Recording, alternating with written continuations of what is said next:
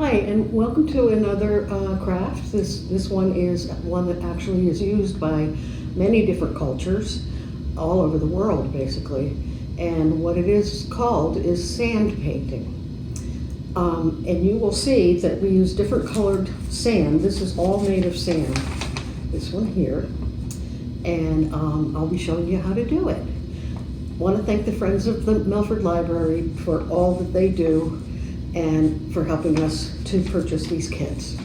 Thank you.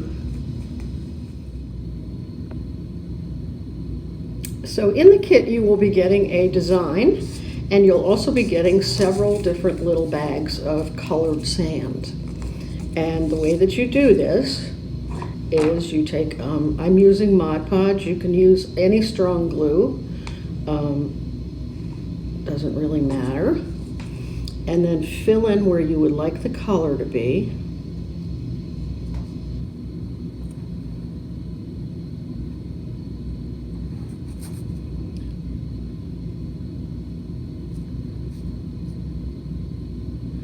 I recommend doing, if you're doing the same color in different spots, I recommend doing them at the same time.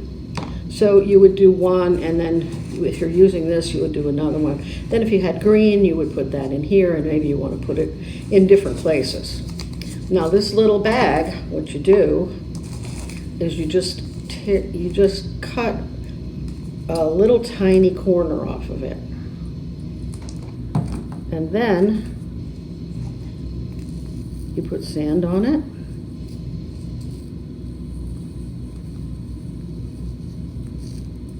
You let it sit for a minute,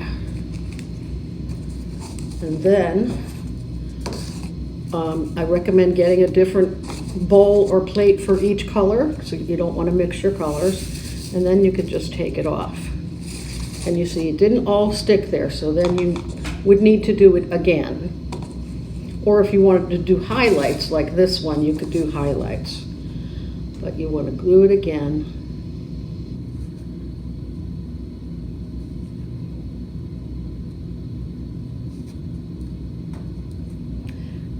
And try your sand again.